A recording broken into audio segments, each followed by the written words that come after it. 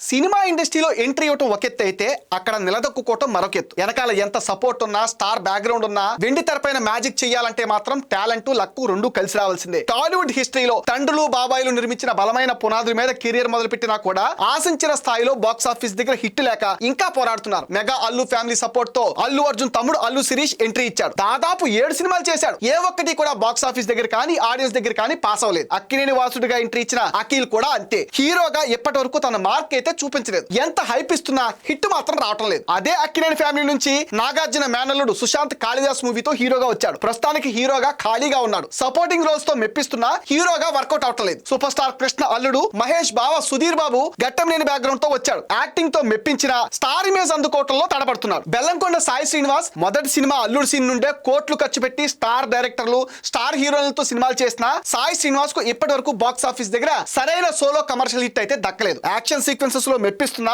వసూళ్ల పరంగా వెనకబడే ఉన్నాడు. అలాగే సీనియర్ నిర్మాత ఎంఎస్ రాజు తనయుడు సుమంత్ అశ్విన్ పరిస్థితి కూడా సేమ్ అంతే. తూనీగా అంటూ హీరోగా వచ్చాడు. విపరీతమైన పబ్లిసిటీ ఇచ్చినా పనవలేదు. ఈ యంగ్ హీరో తండ్రి అండతో వరుసగా అవకాశాలు తెచ్చుకున్నా ప్రేక్షకుల్ని థియేటర్ కి రప్పించడంలో మాత్రం ఫెయిల్ అవుతూనే ఉన్నాడు. ఎంతటి వారసత్వం ఉన్నా కథలో దమ్ము లేకపోతే ఆడియన్స్ రిజెక్ట్ చేస్తారని వీరి కెరియర్ గ్రాఫ్లు చాలా క్లియర్ గా చెప్తున్నాయి.